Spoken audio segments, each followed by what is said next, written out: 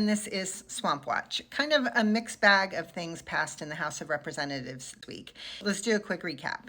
First of all, the Fair Investment Opportunities for Professional Experts Act passed the House 397 to 12, so had a lot of bipartisan support. What this does is it expands the definition of an accredited investor to individuals with certain licenses or education or job experience.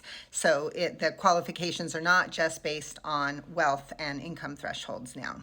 The idea behind it is to make investment vehicles available to a broader cross-section of the population.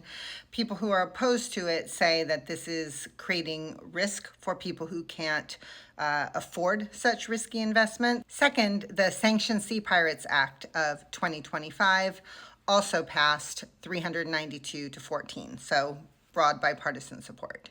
What this act does is it imposes sanctions on any foreign person knowingly engaged in piracy.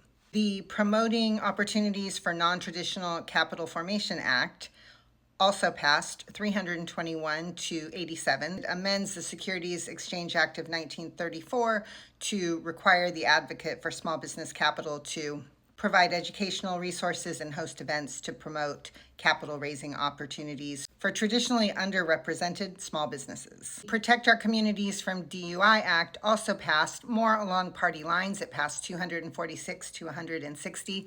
This is really an anti-immigration act masquerading as being about DUIs, because what it does is it makes a DUI a deportable offense. Special Interest Alien Reporting Act of 2025 passed 231 to 182. What this bill does is it requires the Department of Homeland Security to publish reports on any interactions with individuals with specific travel patterns. So it is ostensibly tied to trafficking or drug smuggling.